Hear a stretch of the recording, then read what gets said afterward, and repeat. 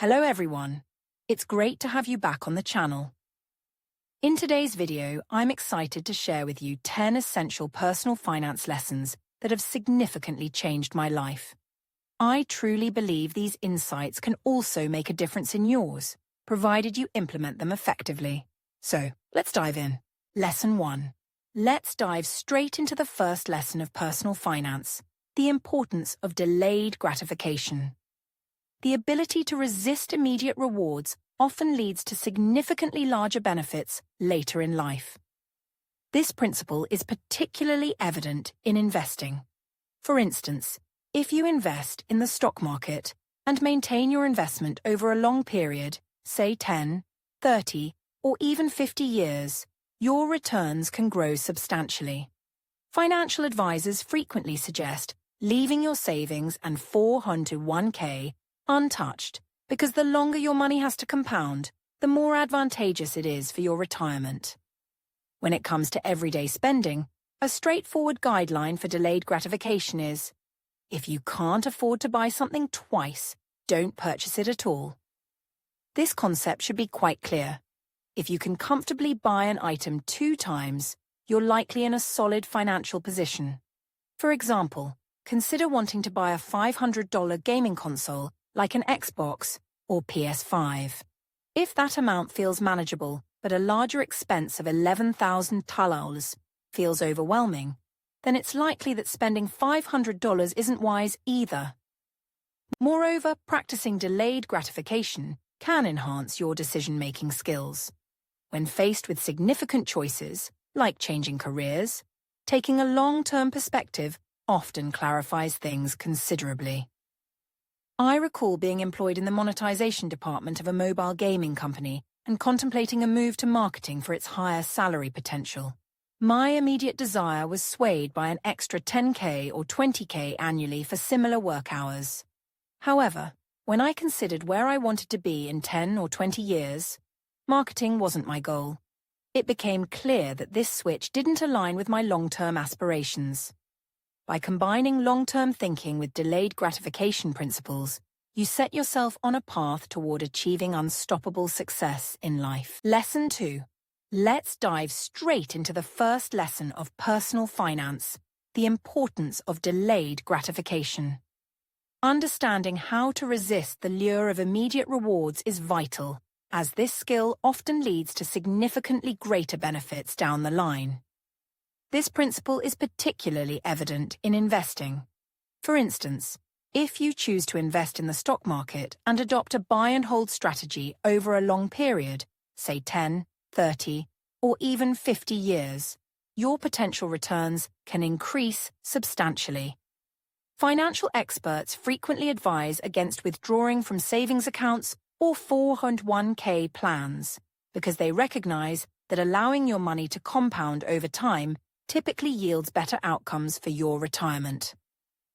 When it comes to daily spending, delayed gratification can be summarized by a straightforward guideline. If you can't afford to purchase something twice, then you shouldn't buy it at all. This concept is quite clear. If you're able to comfortably buy an item twice, it indicates that you're likely in a sound financial position. For example, consider wanting to spend $500 on a new gaming console like an Xbox or PS5. If that amount feels manageable, but anything above $11,000 seems intimidating, it suggests that perhaps you shouldn't make that initial $500 purchase. Moreover, practicing delayed gratification can enhance your decision-making skills. When faced with significant choices, such as changing careers, taking a step back and envisioning where you'll be in 10 or 20 years often clarifies your path forward. I recall my own experience working in the monetization department of a mobile gaming company. I was tempted by the higher salary offered in marketing and considered making the switch for an extra 10k or 20k annually while maintaining similar work hours. However, when I thought about my long-term aspirations and realized I didn't want to be in marketing 2 decades later, it became clear that switching roles wouldn't align with my goals. By honing long-term thinking and embracing delayed gratification, you set yourself on a path toward becoming truly unstoppable in life. Lesson 3. The second lesson in personal finance revolves around monitoring what I refer to as the big three figures: your expenses, savings rate, and net worth. By keeping an eye on these three metrics and striving for improvement over time, you can significantly enhance your financial situation. I firmly believe that doing so will lead you toward financial independence. When it comes to expenses, start by focusing on your fixed costs. This includes essentials like transportation, housing, utilities, healthcare, and insurance. Ideally, these fixed expenses should account for no more than 50% to 60% of your income. If they exceed 60%, you may find it challenging to allocate funds for discretionary spending or savings. For discretionary expenses, I find it helpful to monitor my spending closely. For example, if your goal is to limit discretionary spending to $1,500 per month, check in mid-month, around the 15th, to see where you stand. If you've already spent $800 or more by that point, it's a sign that you'll need to tighten your budget for the remainder of the month. Regarding your savings rate percentage, aim for at least 10% of your income initially and gradually increase that figure over time. By tracking this metric consistently, you'll become more mindful of it and hopefully see it rise as well. A higher savings rate means more resources available for investing opportunities. Lastly, net worth is another crucial figure to track. Not only does it provide peace of mind, but also offers valuable perspective on your financial journey. Occasionally reviewing past expense records from previous years can reveal how much progress you've made in building wealth over time. If you're interested in utilizing my free net worth tracker that I created a couple of years ago, I'll include a link below in the description. This tool can be beneficial as part of your personal finance journey. Lesson 4. Today's key lesson in personal finance is to be cautious about significant purchases that are depreciating assets. While it's common knowledge that vehicles lose value over time, many other items do as well, including jewelry, watches, clothing, books, smartphones, and computers. When you spend money on these declining assets, the worst decision you can make is to take out a loan to pay for them. This means you're not only borrowing money from a bank at a high interest rate, but also investing in something that will decrease in worth as time goes on. Essentially, you're paying to lose money. Consider items like jewelry or furniture. For instance, if you buy a new couch for $2,000 and then sell it 3 years later for just $200 on Facebook Marketplace, you've effectively lost $1,300. And there's no guarantee the buyer will even follow through. How often have you experienced someone saying they'll pick it up only to disappear? Engaging with potential buyers can turn into an emotional roller coaster. In summary, be mindful of how your spending impacts your financial health and avoid financing depreciating assets if you aim for financial freedom and smart investing strategies. Lesson 5. Let's set aside Facebook Marketplace and dive into our 5th personal finance lesson. Investing for over 20 years generally leads to positive returns. A compelling argument from a blog post on the Dollars and Data website highlights the importance of long-term investment for retail investors. The author uses the price-to-earnings (PE) ratio as a metric to determine stock valuation, noting that as stocks become pricier, their expected future returns tend to diminish. This concept is straightforward. Purchasing an overpriced stock is less likely to yield high returns compared to acquiring one that is undervalued. The data shows a clear trend. Higher PE ratios correlate with a greater number of negative returns over the following 5 years. Specifically, there are more instances of red indicators signifying negative performance in the 30-40 PE range than in the 10-20 range. However, an intriguing observation emerges. When you extend your investment horizon, say over 5, 10, or even 25 years, the frequency of these negative returns diminishes significantly. The author emphasizes that over any 20-year span, U.S. stocks have not experienced real negative returns when dividends are factored in, and notes that even over 30 years, while there may be some variation in results, they generally align positively. Essentially, if we aim to grow our wealth effectively, consistent investment in the stock market, provided we can commit for longer than 2 decades, greatly reduces our chances of incurring losses. Many individuals hesitate to invest due to concerns about market overvaluation.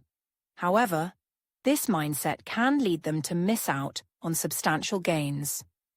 To illustrate this point further, consider an example from 2012. If you had searched stock market overvalued at that time on Google, you would find numerous articles claiming it was overpriced by as much as 50%. Yet looking back at S&P data from that year reveals it was trading around 1,400 points. If you had let those fears deter you from investing back then, you would have forfeited significant profits over the past decade. In summary, embracing long-term investing strategies is crucial for financial growth and security, regardless of short-term market perceptions or fluctuations. Lesson 6. The 6th lesson emphasizes the crucial role of saving money, particularly in the early stages of your financial journey.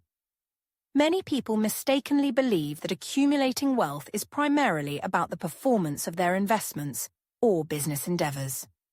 However, when your financial resources are limited, the focus should be on aggressive saving.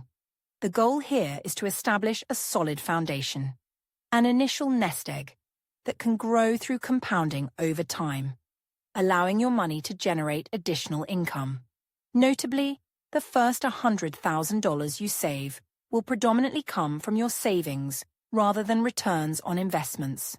For instance, according to a calculator from the 4-Pillar Freedom blog, if you save $133 per month for 6 years while earning a 7.5% return on those savings, you will end up with approximately $101,000.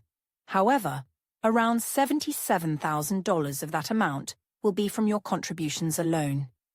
In another scenario where you save $10,000 annually and achieve an even higher return of 10%, it would take 7 years to reach a total of about $104,000, yet savings would still account for 67% of that figure.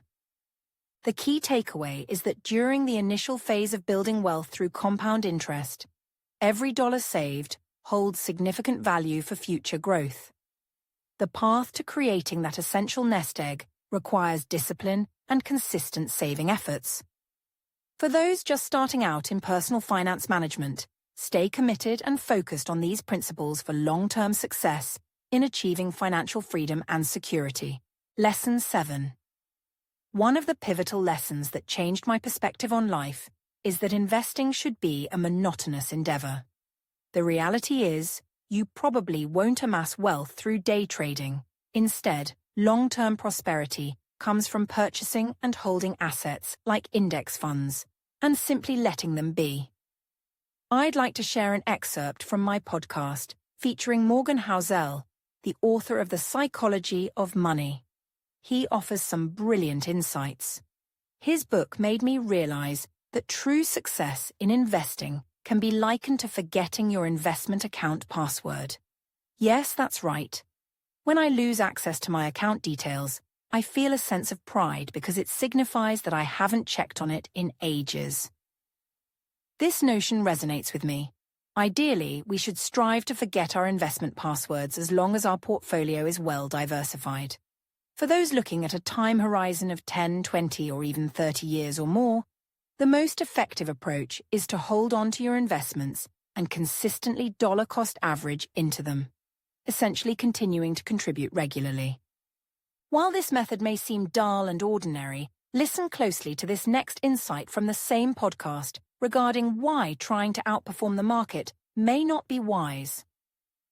I believe it's incredibly challenging for most people to beat the market. Very few succeed at it. While there are individuals who can achieve this feat and whom I would consider investing with, my hesitation isn't due to disbelief in their abilities. It's because what matters most for me is endurance in my investments. If I can secure average returns over an extended period, it will lead me towards success that places me within the top 5% of investors. So there you have it. Achieving top-tier investor status through simple strategies like investing in index funds and taking a step back. This lesson in personal finance emphasizes how sticking with basic principles can yield significant rewards over time. Lesson 8. Today's lesson emphasizes the importance of focusing on your own financial journey rather than comparing yourself to others. While it's natural to notice how your friends, colleagues, or peers manage their finances, especially with the constant influence of social media, it's crucial to remember that everyone is on a unique path. Your financial circumstances and aspirations may differ significantly from those around you. Social media often showcases only the highlights of people's lives, obscuring the reality behind their financial situations. No one is going to openly share their bank balance or make you feel inadequate about your own finances. Engaging in comparisons can drain your time and energy, which could be better spent on personal growth and financial planning. People have various approaches to money management. Some prefer spending every dollar they earn, while others prioritize saving, with many finding a balance in between. Each individual's values influence their spending habits as well. Although it can be challenging, I've noticed that when I stop measuring my worth against others, my impulse buying tends to decrease. In summary, concentrate on your personal finance journey without getting sidetracked by what others are doing. This mindset will help you cultivate healthier money habits and ultimately lead to greater financial freedom and security over time. Lesson 9. Today's discussion revolves around the concept of avoiding the so-called 30K millionaire. This term, which I first encountered in Texas, describes individuals who earn $330,000 annually, yet present themselves as if they are millionaires. For instance, consider the 30K millionaire who drives a luxury BMW while still living with their parents, or someone who splurges on a VIP table at a club but can't afford any drinks afterward because they spent all their cash on that table. The key takeaway is that those who appear wealthy often aren't, while genuine wealthy individuals typically dress and behave modestly. Research indicates that most affluent people live significantly below their means, which is a crucial factor in their financial success. A powerful quote from The Millionaire Next Door states that if your aim is to achieve financial security, you are likely to succeed. However, if your goal is merely to accumulate wealth for a lavish lifestyle, you will struggle to reach it. This serves as an important reminder. By concentrating on our personal objectives and adhering to a budget, we can attain financial freedom and security, likely what we truly desire. Avoid becoming one of those 30K millionaires at all costs.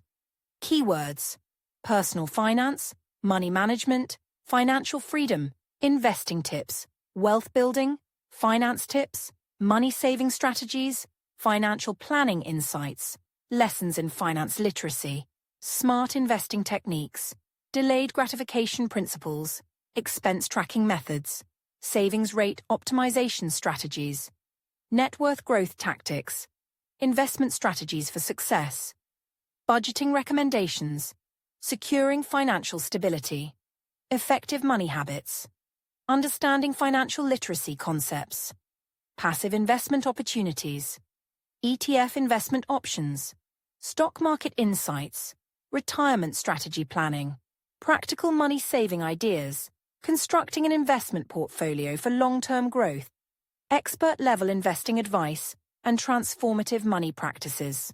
Lesson 10. One of the most pivotal lessons I've learned, lesson number 10, is that what may seem risky to you might not be perceived the same way by someone else. And the opposite holds true as well.